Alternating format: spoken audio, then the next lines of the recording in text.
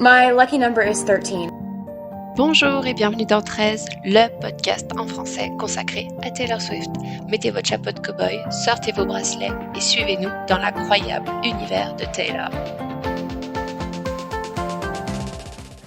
Bonjour à tous et bienvenue dans un nouvel épisode de 13. Déjà, merci encore une fois d'être de plus en plus nombreux à nous écouter et on sait que cet épisode, vous l'attendiez avec grande impatience puisque il y a quelques semaines sur Instagram, on vous a demandé de participer pour un épisode sur les unpopular opinions. Donc en fait, ces opinions que vous avez qui n'ont peut-être pas l'unanimité, des choses un peu honteuses, on ne citera pas de nom, mais vous avez été très très nombreux à réagir sur Instagram. On a reçu à peu près 80 réponses. Wow. Ouais, c'est énorme. Donc vraiment déjà, merci à vous d'avoir joué le jeu. Pour rappel, moi, c'est Honorine et j'ai en face de moi Natacha. Je suis prête, J'ai mon café, j'ai fait des pop-corn. Je pense que tu vas en avoir besoin. Puisque donc, vous l'aviez compris, et pour ceux qui n'ont pas trop suivi sur Instagram, je vais récapituler. J'avais mis une boîte à questions dans laquelle j'ai demandé aux gens de me donner leur unpopular opinion concernant Taylor. Ça pouvait être tout et n'importe quoi. Moi, après, je les ai un peu classés par catégorie. Et le but, c'est qu'aujourd'hui, je vais les dévoiler à Natacha, qui a joué le jeu, qui n'a pas regardé les réponses. Et elle va devoir réagir en direct. Je vais réagir avec elle, évidemment, parce que moi, je sais les réponses et je sais déjà qu'il y en a qui me font réagir. Mais avant de commencer, on veut évidemment vous rappeler que on est là pour s'amuser, que si on n'a pas la même opinion que vous, c'est pas grave, que si on n'est pas d'accord avec vous, c'est pas grave, et que on n'en veut à personne, bien sûr, pour les réponses pour lesquelles on n'est pas forcément d'accord. Mais donc, s'il vous plaît, ne venez pas nous chercher si on n'est pas d'accord avec vous. Ne venez pas nous envoyer des menaces ou que sais-je. On est vraiment juste là pour amuser. Ouais, je suis prête. Ok. On est parti. Alors, je te propose de commencer par une première catégorie de unpopular opinion. J'ai l'impression d'être dans Question pour un champion. Je jure. Les mains sur le buzzer, Natacha, attention. Je suis une chanson Ok. qui est revenue pas mal de fois dans les messages que les gens n'aiment pas trop ou n'apprécient pas. Et c'est Shake It Off. Ah. J'ai beaucoup de gens qui m'ont dit j'aime pas Shake It Off, j'en ai marre de Shake It Off, je comprends pas la vibe. Et je pense qu'en fait, non, je vais te laisser donner ton opinion d'abord. Moi, je peux comprendre que on l'ait beaucoup entendu parce que effectivement, on l'a beaucoup entendu. Alors, je dis ça, sachant qu'à l'époque, moi, j'étais pas encore fan de Taylor. Donc, vraiment, c'est une chanson que j'ai entendue en n'étant pas fan, donc j'y prêtais pas particulièrement attention. Je trouvais que c'était une chanson sur laquelle on pouvait bien s'amuser, qui est rigolote et sur laquelle on peut danser. Je pense que ce qui frustre la plupart des gens, c'est qu'en fait, Taylor, elle est souvent réduite à cette chanson parce que quand un journaliste fait, généralement ils font des raccourcis entre Taylor avec sa chanson la plus connue qui est Shake It Off, et ben du coup c'est toujours ça qui ressort alors que on le sait depuis, c'est pas révélateur de la plume de Taylor Swift, c'est pas révélateur peut-être de l'ampleur de sa poésie ni de qui elle est. Effectivement, ça je suis d'accord que c'est frustrant qu'on la réduise à ça. Pour autant, je comprends aussi ce que veulent faire les personnes quand elles font des raccourcis un peu avec cette chanson-là parce que par exemple quand on dit Lady Gaga, bah, on la remet sur Poker Face.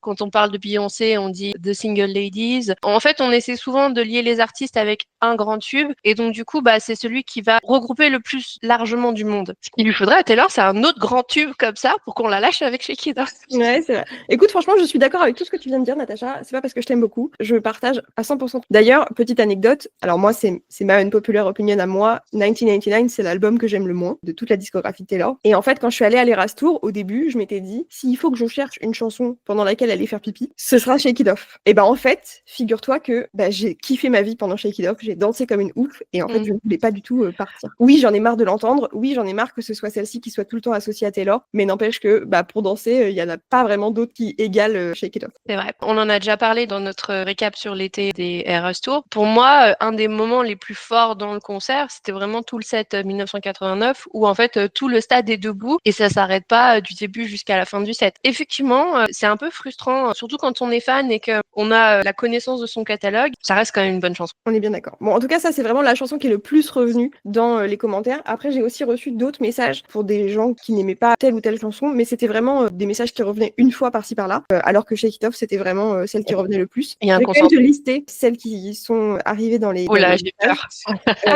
de gens qui n'aiment pas certaines chansons. Allez, alors, on a le droit de dire qu'on n'aime pas certaines chansons. Hein. Bien sûr, bien sûr, bien sûr. Et un jour, on fera peut-être notre top 5 des chansons qu'on n'aime pas. Et peut-être que là, vous allez nous mettre au bûcher direct. Voilà. Sorcière, même si t'en es pas une. Parmi celles qui sont revenues, en tout cas, j'ai Tolerate It. Bon, moi, je l'adore. Moi, je la trouve très très bien écrite, mais c'est pas une chanson qui est facile à écouter quand même. Soit ça va réveiller chez toi un trauma et comprendre que certaines personnes n'aiment pas cette chanson. Quelque part, d'une certaine manière, je me dis, punaise, Taylor, quand elle a écrit ça, elle était toujours en couple avec la personne avec qui elle était. Elle a sorti ça aux yeux du monde entier. Je trouve ça un peu violent quand même. Donc C'est ça vrai. me fait un peu de la peine pour elle, j'ai envie de lui faire un câlin. Bon, sachant que, je suis désolée de te le dire, mais le commentaire exact de la personne, c'était « Je n'aime pas l'album Evermore, et pire encore, j'ai beaucoup de mal avec Tolerated ». Oh, Donc là, Natacha se met en boule sous son bureau. Ça arrive. ça arrive. Il y a des gens qui aiment Non, pas mais Reputation, je ne sais pas pourquoi, mais c'est comme ça, c'est un fait. non, mais il faudra qu'on en reparle de nos albums préférés. Vraiment, Evermore, pour moi, c'est un des albums les plus travaillés de ce qu'elle a pu faire. Mais on en reparlera plus tard, parce que là n'est pas le sujet. Ensuite, j'ai eu quelqu'un qui n'aimait pas la chanson The Tortured Poets Department, qui la trouvait trop parlée. Et je comprends ce que la personne voulait dire par là. C'est vrai que c'est un peu parlé. Ouais, c'est du parler phrasé. C'est pas la première fois qu'elle fait ça, Taylor. Hein. Non, c'est vrai. Sur Midnight, elle fait beaucoup ça aussi. Dans Maroon, elle fait beaucoup ça. Moi, il y a plein de chansons sur Midnight où c'est la manière de s'exprimer qu'elle a. Moi, j'aime bien quand elle fait ça aussi. Je trouve que c'est assez agréable. J'aime beaucoup, moi, cette chanson. Je la trouve assez entraînante. En plus, dedans, elle met 2-3 pics assez rigolos. Pour moi, c'est pas un skip. Je peux comprendre. J'ai aussi eu quelqu'un qui m'a dit qu'il n'aimait pas New Romantics. Moi non plus. Ok, très bien. Ensuite, j'ai eu Karma featuring Ice Spice. Oui, bon, bah là, on est d'accord. Et là, on est d'accord. Et ça fait d'ailleurs partie de ce que moi, j'avais noté comme unpopular opinion, c'est que je n'aime pas les remixes. Et globalement, pas fan des featuring. Je sais pas pourquoi elle sort des remixes. Toutes les versions de Anti-Hero qu'on a eues, il n'y en a pas une de bonne. Oh, celle avec les Bleachers, elle est très bien. Bah, je suis pas fan. Bah, moi, je suis pas fan. Voilà, je suis pas fan. Ok. On a quelqu'un qui n'aimait pas Haunted. Il y en a. Voilà. On a quelqu'un qui n'aimait pas The Archer. Oui, je peux comprendre aussi. Et j'ai beaucoup de chansons, moi, de Taylor. Je les écoute, mais elles me parlent pas vraiment. Un jour, peut-être dans ma vie, je la réécouterai et je me dirai, ah, mais oui, j'ai bien compris ce qu'elle voulait dire à ce moment-là. Mais c'est pas grave, si on peut pas toujours avoir une fusion totale avec toutes ces chansons qu'elle fait. À côté de ça, d'ailleurs, j'ai aussi eu le commentaire de quelqu'un qui me disait, désolé, mais Haunted est tellement sous-coté. Donc, il n'y a pas de vérité universelle. Hein. Je connais plusieurs personnes qui disent ça aussi.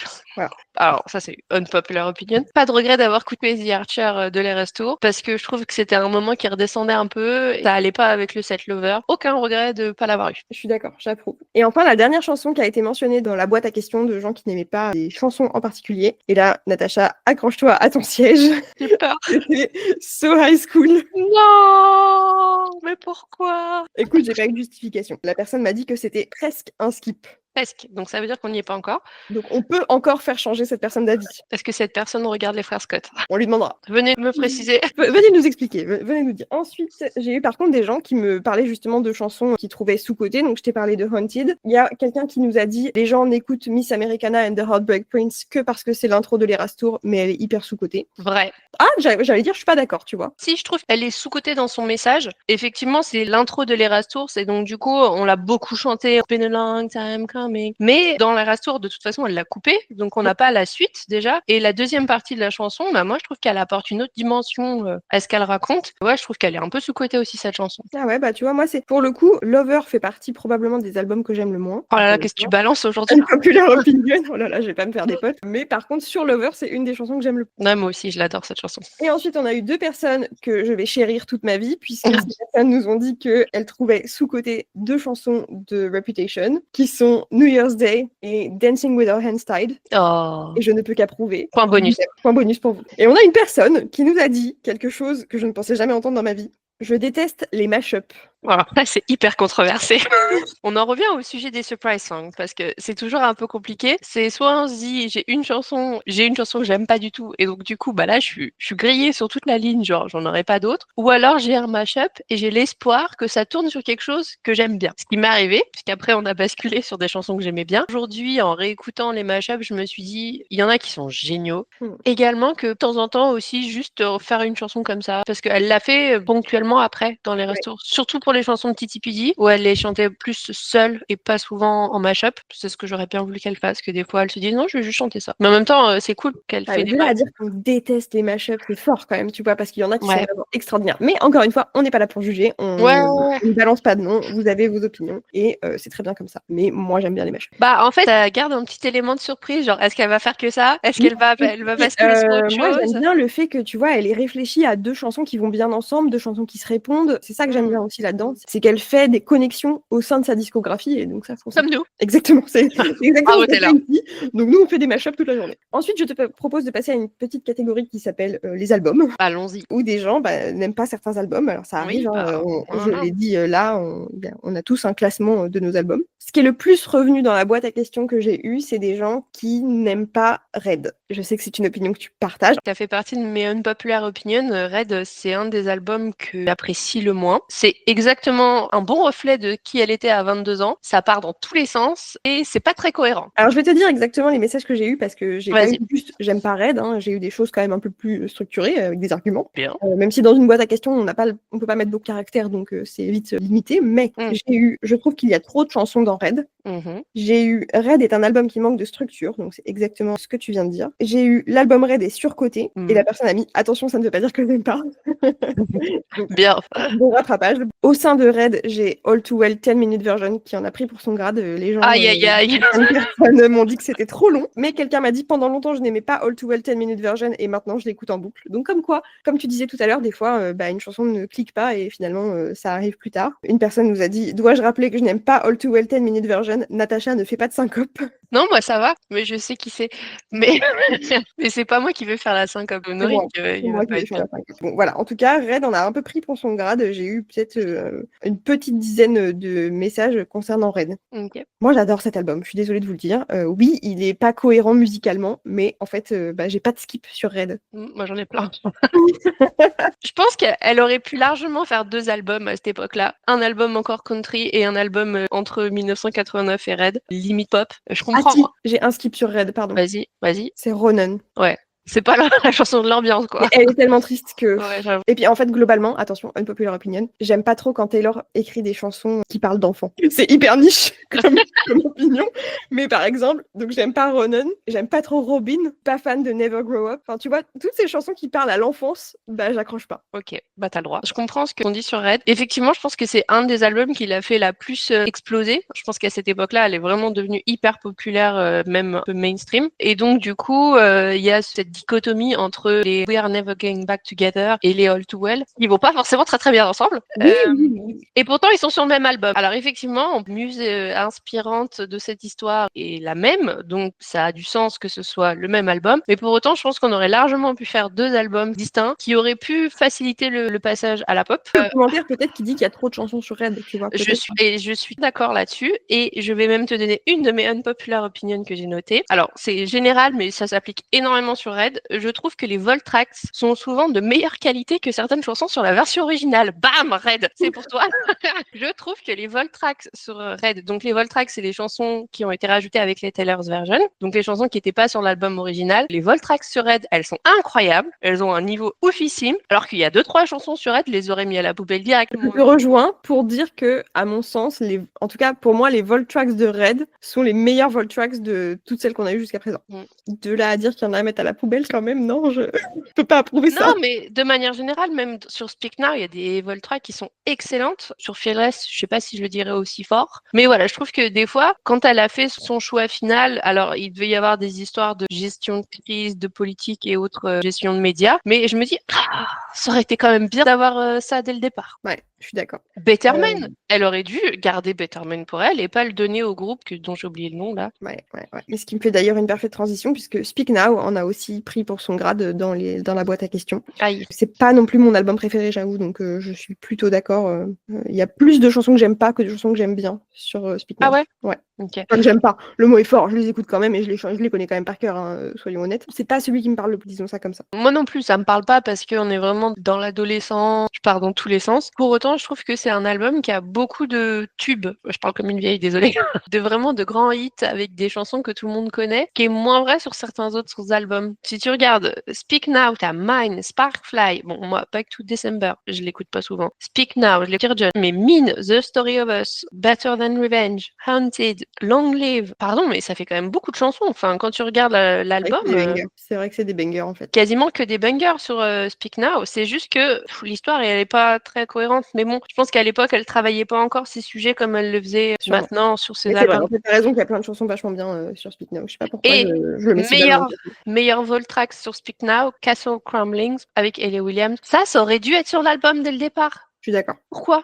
Ok. D'ailleurs, je voulais adresser une réponse à la boîte à questions qui nous a été faite parce que ça va ramener à un autre de nos épisodes. Donc, le commentaire était le suivant. J'adore la chanson Dear John, mais j'aurais préféré qu'elle ne cite pas son nom. Alors, je vous renvoie épisode sur les pistes 5 où on explique que c'était évidemment un tour de passe-passe de la part de Miss Taylor Swift de donner à cette chanson le titre Dear John, qui est une Dear John letter, c'est-à-dire une lettre qui s'adresse à une personne avec qui on est en train de rompre. Alors oui, il se trouve que c'était le prénom de John Mayer.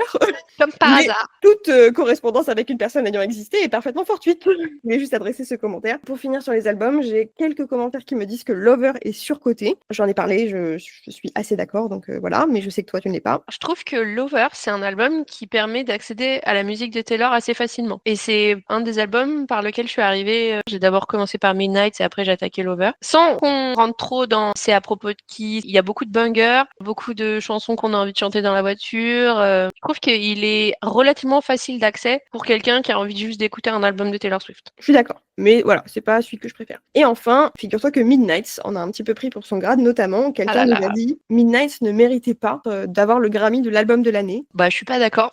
Je trouve que c'est un très bon album. Je pense qu'elle était dans une période de sa vie où elle pouvait plus faire que de l'autobiographie comme elle avait l'habitude avant et qu'elle pouvait pas encore balancer ce qui lui arrivait encore dans sa vie. Et donc, du coup, elle a un peu déguisé ça sous un peu de paillettes en disant je vais vous raconter 12 nuits où j'ai passé sans dormir de ma vie. Et du coup, elle a fait un effort pour aller chercher des infos et travailler, je trouve, sur la musique et sur l'écriture qui sont assez intéressantes. Et c'est là justement où elle a commencé à travailler sur le parler phrasé, qui est pas quelque chose qu'elle faisait vraiment avant. Elle l'a fait un peu sur Reputation, mais c'était presque du rap au début sur Endgame ou même Ready for It. Non, moi je pense que c'est un très bon album. Encore plus avec toutes les versions qu'elle a sorties après, avec toutes les autres chansons CF, voire notre top sous-côté, voire le mien en tout cas. Moi je suis contente qu'elle ait gagné pour l'album de l'année. Je me souvenais plus qui était la compétition à cette époque-là. Elle était face à Jean-Baptiste, Boy Genius, Miley Cyrus, Janelle Monáe, Olivia Rodrigo, SZA et Lana Del Rey. Effectivement, la concurrence, elle était très très forte. Moi, ça me choque pas. Non, moi non plus. Pour moi, ça méritait l'album de l'année. Mais en tout cas, voilà, c'était quelque chose qui est revenu. Enfin, c'est un commentaire qu'on a eu, mais Midnight c'est revenu à plusieurs reprises dans les albums que les gens aimaient moins. Je voulais te le dire puisque je sais que tu es une fervente défenseuse de Midnight. C'est pas grave, il y en a pour tous les goûts. Exactement. On avait aussi dit dans la boîte à questions que vous pouviez aussi nous parler des fréquentations de Taylor que vous aimiez moins. La plupart des fréquentations qui sont revenues dans les commentaires de la boîte à questions, c'était sur des hommes avec qui elle a été en couple. Pas envie de m'épancher sur le sujet et je pense que vous avez compris depuis le temps que on n'est pas là pour parler de la vie privée de Taylor. Je suis désolée, mais je vais un peu skipper cette partie-là. En revanche, il y a autre chose dans les fréquentations de Taylor qui est revenu assez souvent dans les commentaires de la boîte à questions. Natacha, je vais te demander de ne pas trop t'épancher sur le sujet parce que on ne peut pas faire un épisode d'1h30. C'est quoi, c'est a priori? Mais moi, j'ai un peu peur. À plusieurs reprises, les gens nous ont dit qu'ils n'aimaient pas ou qu'ils ne comprenaient pas l'amitié de Taylor avec Blake Lively. Ouais, là c'est problématique. Effectivement, je pourrais parler pendant 1h30. C'est pour ça, je sais, c'est pour ça que je te fais. En plus, d'ici à ce que l'épisode sorte, il se sera peut-être passé 800 trucs. Je peux pas en dire trop, mais c'est vrai que c'est hyper problématique. Alors, ça n'était pas jusqu'il y a peu de temps. En gros, ce qui est problématique, c'est cette polémique qu'il y a en ce moment et l'importance des implications de Taylor dans cette polémique-là, qu'on ne sait pas. Et ce qu'on ne sait pas non plus, c'est la volonté que Blake a eue d'impliquer Taylor dans cette polémique. Je suis d'accord avec toi. Je pense qu'il ne faut pas trop qu'on s'épanche sur le sujet parce que, comme tu dis, d'ici à ce que l'épisode sorte, ça se trouve, il se sera passé. Ce qui me fait peur, par contre, c'est que les Américains se passionnent de cette histoire. Mais vraiment, c'est bien un vrai sujet d'actualité pour eux. Et ensuite, ça fait très Reputation 2.0. Ouais. Et ça fait un peu peur. Surtout qu'on attend tous Rep TV, donc on n'a pas envie que ça se repasse de la même manière. Ça fait très peur, ouais, je suis d'accord. À suivre. Affaire à suivre. Affaire à suivre. Pour finir, on a eu quelques unpopular opinions que j'ai pas trop réussi à classer parce que c'était un peu très spécifique. Donc je vais t'en donner quelques-unes qui du coup là seront un peu balancées comme ça. Je suis désolée, je les ai pas catégorisées. Si, allez, je peux faire une catégorie un peu fashion. Donc à toi de nous faire tes commentaires de la Fashion Week, Natacha. Vas-y. Quelqu'un nous a dit que le merch vendus par Taylor étaient souvent pas beaux, trop grands, trop chers, fabriqués dans des pays où c'est pas cool. Et c'est vrai, on va pas la défendre là-dessus, clairement. Il y a un problème avec son merch. Je repense aux guitares, là, c'était horrible. Enfin, Ouais, bah, ça faisait partie de ma unpopular opinion. Les ah guitares là là. qui étaient sorties à un moment là, alors qu'elles se sont vendues en 5 minutes pour en plus super cher, alors que c'était juste un truc vinyle collé sur une guitare normale. Ouais, Enfin, c'est ça. pas du tout un truc de qualité. Ça, ouais, on est Ça d'accord. manque de créativité, en effet, et c'est ce qui est frustrant parce que c'est pas faute d'avoir du beau merch non officiel qui court toutes les shops possibles. Et je trouve que parfois c'est pas ouf. Alors ma unpopular opinion sur le merch, c'est que je suis pas fan des cardigans. Et puis alors le décliner comme ça sur chaque album, ça me laisse un peu quoi. À part Bah, celui de d'ailleurs, Lover que je pardon. trouvais très mignon, qui est sorti, qui était mignon, mais vraiment ça me fait ni chaud ni froid, quoi. Mais bon, Ouais, bah, après, si vous voulez acheter les cardigans, aucun problème. Vous êtes libre ah de non, mais alors dépenser là, votre argent ceux qui ont comme vous envie le de. souhaitez. Exactement. Aucun problème. Tant que vous payez vos impôts, c'est parti. Mais c'est vrai que d'ailleurs, ça revient un peu d'autres commentaires que j'ai eus sur le fait que, tu vois, quelqu'un m'a dit, je trouve qu'elle profite trop de ses fans pour les produits marketing. J'ai eu aussi quelqu'un qui me disait le fait de sortir X versions d'un même album en ajoutant juste une chanson différente pour pousser à l'achat. Ou bien, voilà, quelqu'un qui nous a dit le merch est une cata de consumériste avec les cardigans en polyester. On a de la FOMO de rater un merch parce que c'est sorti en petite quantité. C'est là où je dis, franchement, vous vous sentez pas obligé. C'est clair. Vous n'êtes pas obligé d'acheter toutes les merdes qu'elle sort pour être un bon fan. Concrètement, déjà être fan d'un artiste, c'est juste déjà écouter sa musique. Déjà, on va parler de ça, sans s'intéresser ni à sa vie privée, ni à ce qu'elle raconte dans ses chansons, ce genre de choses. Déjà, si vous écoutez sa musique et que vous êtes content d'aller la voir en concert, si vous arrivez à avoir des places de concert, parce qu'aujourd'hui, maintenant, rien n'est moins sûr, bah, tant mieux, c'est parfait, c'est Ouais. déjà génial. Non, mais ne vous prenez pas la tête de pas acheter le merch ou de pas acheter toutes les versions d'un CD ou d'un cahier ou d'un livre ou d'une casquette. Non, c'est bon. Si vous avez envie de vous faire plaisir et d'acheter des pulls Taylor Swift, faites-le. Si vous n'avez pas les moyens, c'est pas grave. Et puis, ça n'en fait pas de vous un moins bon fan de tout ça. Ouais, exactement. On l'a dit à plusieurs reprises sur Instagram, mais c'est très bien qu'on le dise là aussi. On ne mesure pas la qualité et la dévotion d'un fan au nombre de merch qu'il possède. Et d'ailleurs, ça va être très unpopular ce que je vais dire, mais bon, je vais le lancer quand même. On est là pour ça, hein. J'ai l'impression que parfois les Swifties, globalement c'est pas vrai, mais il y a quand même des gens qui sont là à dire ouais mais elle est pas fan depuis le début, c'est pas une vraie, etc. À un moment, Taylor, si elle fait encore de la musique, on a le droit d'arriver à un moment et dire ah c'est génial et on la connaissait pas avant. Donc ne vous culpabilisez pas non plus de vous dire ça fait que 1 an ou 2 que j'écoute Taylor Swift. Eh ben c'est génial, ça fait déjà Ouais. 2 années de plus que vous écoutez Taylor Swift. C'est Il y a fantastique. absolument zéro compétition. Il n'y a pas un degré. On n'est pas chez les francs-maçons. Il n'y a pas, il y a pas de grade. Nous, on vous a dit depuis quand on écoutait Taylor Swift pour que vous sachiez un peu notre historique avec et la relation qu'on a avec sa musique. Maintenant, même si vous avez commencé hier, bah, bienvenue. Et c'est génial, pas de sujet là-dessus, quoi. Toujours un peu dans la catégorie fashion, il y a quelques tenues de Taylor Swift qui sont pas forcément aimées des fans. Notamment, j'ai eu quelques messages sur, je pense que c'était sa tenue des VMAs de cette année, tu sais, le tartan jaune. Ouais. Ouais, pas beau. Je suis pas fan de cette era tartan non plus là. Non. Mais globalement, je suis pas fan de la era Titi Pidi. Toute l'esthétique autour de ça, je suis pas fan du tout.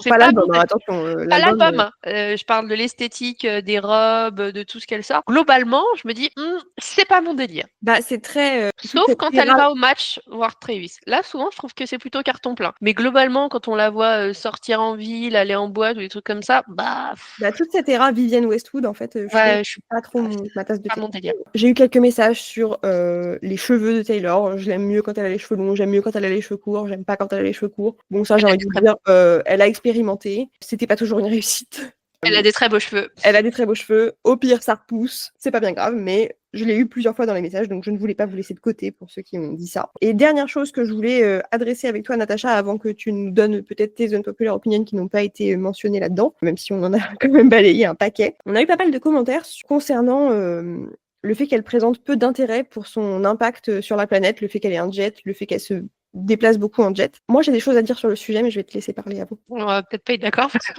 ça va être le choix du débat. Je suis d'accord avec ça. C'est vrai que c'est frustrant de voir des gens avec autant de pouvoir et autant de puissance de relais de parole que de ne pas utiliser ça pour faire le bien. Surtout qu'elle le fait pour d'autres causes. Donc, effectivement, c'est frustrant.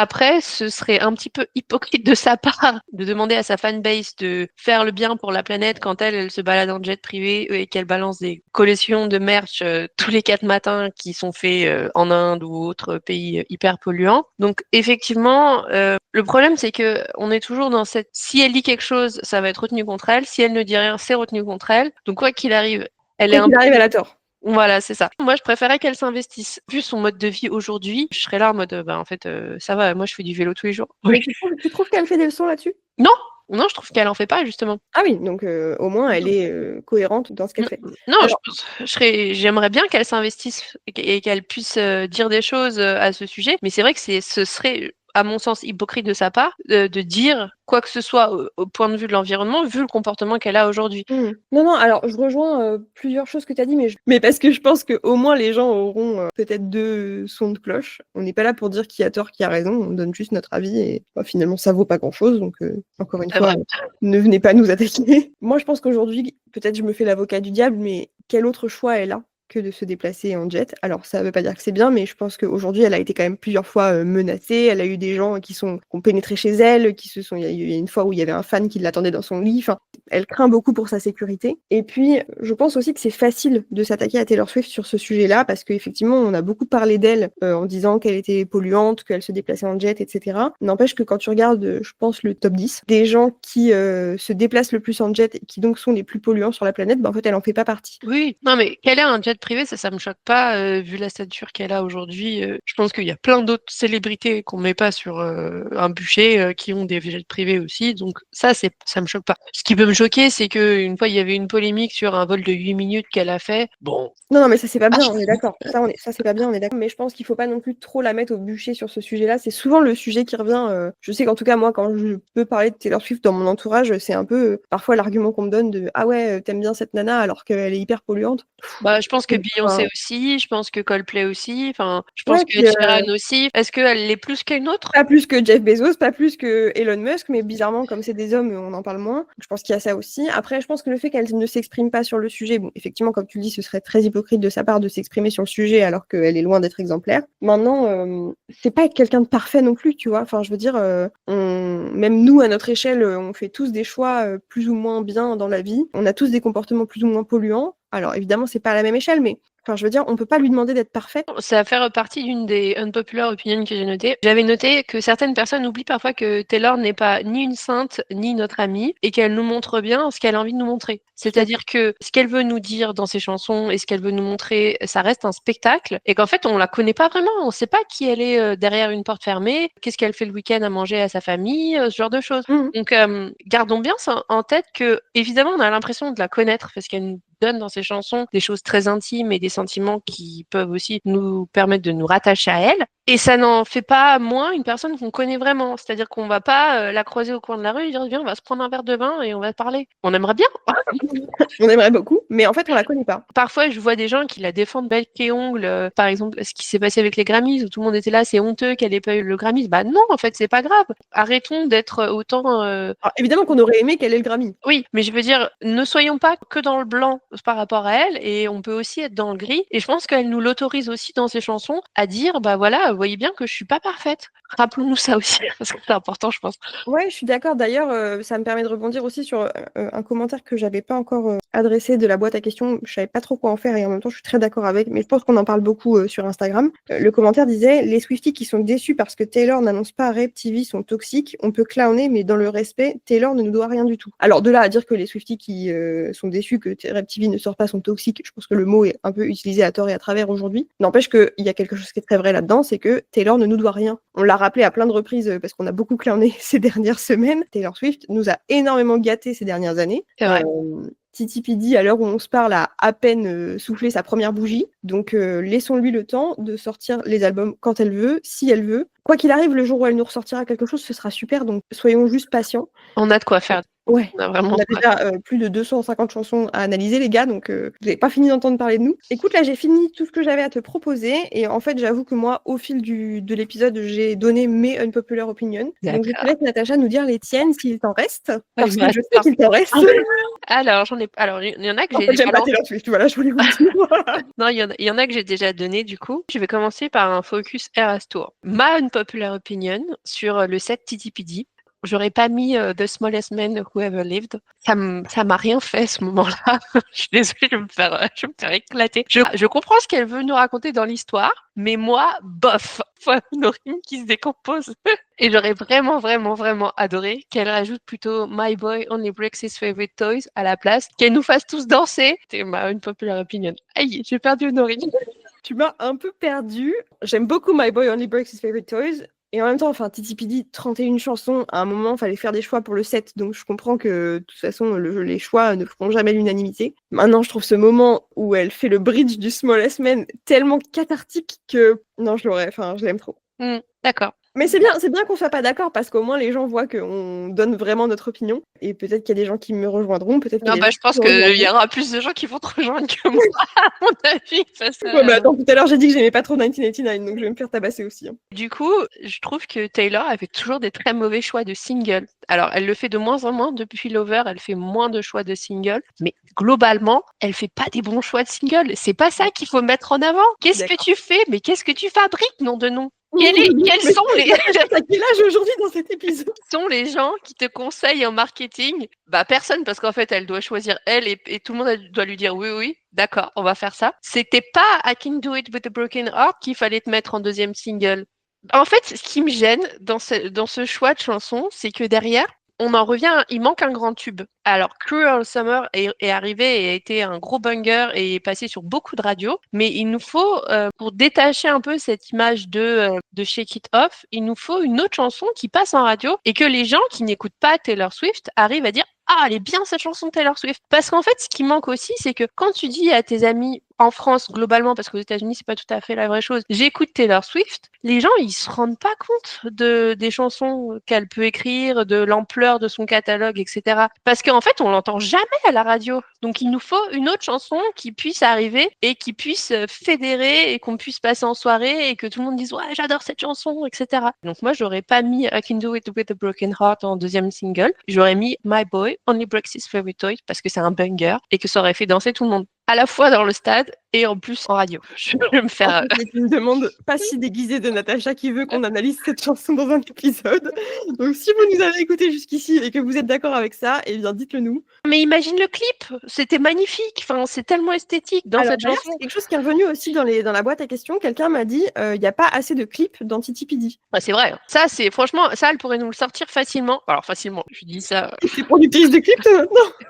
Non, mais je veux dire, il nous faudrait un troisième clip là. On a 31 chansons, 2 clips. Qu'est-ce que c'est que cette histoire? Le ratio, il est pas bon là. Dont un clip qui est juste des vidéos d'un documentaire qu'on a toujours pas vu. D'un documentaire qu'on a toujours pas vu. C'est vrai qu'elle pourrait nous en sortir un autre quand même, voire 2. Ce serait pas trop. Sur 31 chansons, ce serait quand même pas mal. Moi, j'ai après 2 unpopular opinions sur des albums. Je veux un album de Noël. Ça fait des années que je milite pour un album de Noël. Il est où l'album de Noël? Il y en a un, techniquement. Elle en a fait un. Voilà. C'est l'album de reprise, mais il existe. Oui, mais il y a 3 chansons dessus.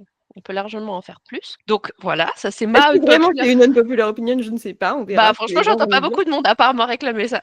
Et ensuite, j'aimerais bien un album avec des collaborations. Alors ça, pareil, c'est très unpopular. Comme Ed Sheeran l'avait fait il y a quelques années, tout l'album, il y avait que des collaborations avec plein d'autres gens. Et j'avais trouvé que c'était un super album. Ça lui permettait à lui de faire d'autres choses que ce qu'il fait lui en termes de son, avec des bonnes chansons. Voilà, je me dis qu'elle a suffisamment de personnes dans son entourage, des jeunes, des moins jeunes, pour faire ce genre de choses. Et ça pourrait être assez intéressant à voir. Pourquoi pas? Ça pourrait. Alors, puisqu'on est aussi dans les trucs dans notre liste de Noël, hein, manifestement, de ce qu'on demande au Père Noël, enfin au Père Noël Taylor, je m'attendais à ce que tu me dises que tu voulais un album rock. Ouais, bah oui. Bah Je voilà. l'ai même pas mis, mais j'ai pas l'impression que ce soit si unpopulaire, ça. Non, ça, je suis d'accord. Bah, en fait, je pense qu'il y avait quelques moments où elle a tenté un peu des trucs un peu rock sur des versions live de certaines chansons et où les gens étaient plutôt hypés par ça. On en revient à So High School. Voilà. Du coup, ça fait pas l'unanimité. Et pour le coup, moi, j'adorerais un album acoustique, genre un album des mashups, par exemple. Moi, j'adorerais ça. Ah ouais, moi, ça me ferait pas grand-chose. Ok, bah laisse-moi tranquille. Ouais. Écoute-moi ton album de Noël et moi, j'écouterai mes mashups. Exactement. Il en faut pour tout le monde. Écoute, Natacha, je crois qu'on a fait le tour. Ce sera peut-être un épisode un peu long, donc si vous êtes arrivé jusqu'ici, merci. Si vous n'avez pas envoyé valser votre téléphone en écoutant nos unpopular opinions, merci beaucoup. Sachez qu'on ne remboursera pas les fracas de votre téléphone. On termine cet épisode comme on le fait depuis quelque temps par une nouvelle tradition. Natacha, quelle est la chanson que tu écoutes en boucle en ce moment? En ce moment, j'écoute en boucle Fantasy de Maria Carey, ce qui est une chanson des années 90, je crois. Elle me fait groover, ça se dit pas, mais j'adore. Elle me fait danser comme peu de chansons en ce moment. Je trouve qu'elle est indémodable. Et c'est le genre de chanson qu'on adore écouter 20, 30 ans après. Et j'espère qu'on en aura plein des chansons comme ça de Taylor. Ok, c'est rigolo. Alors, moi, la chanson que j'écoute en boucle en ce moment, j'arrive un petit peu après la bataille, j'ai bien compris, mais j'écoute en boucle Pink Pony Club de Chaperone. Yes. Je pense qu'en ce moment, je l'écoute tous les jours, vraiment. Je m'étais pas trop penchée sur son album jusqu'au Grammy, finalement. Et j'ai vu sa performance au Grammy et je me suis dit, mais attends, mais c'est génial cette chanson. Et en fait, depuis, je l'écoute tout le temps, vraiment. Genre, je me dis qu'à un moment, je vais m'en dégoûter tellement je l'écoute. Mais en fait, pour l'instant, elle me hype de fou et donc je l'écoute tout le temps. Non, mais elle est géniale. Je suis trop contente du succès qu'elle a en ce moment. C'est amplement mérité. Elle fait du bien au paysage. Tout l'album est super d'ailleurs. Hein. Tout l'album est vraiment top. Effectivement. Mais Pink Pony Club est quand même vraiment génial. Et ben, merci en tout cas d'avoir été là. Et puis, on vous embrasse et on dit à très vite. À très bientôt. Et voilà, c'était encore une belle journée pour parler de Taylor Swift dans notre podcast 13. Si cet épisode vous a plu, n'hésitez pas à vous abonner pour ne manquer aucun épisode et suivez-nous sur Instagram @13.podcast. Vous pouvez également nous écrire pour nous proposer des idées d'épisodes, des chansons analysées ou d'autres théories. Et d'ici là, à bientôt les Swifties. My lucky number is 13.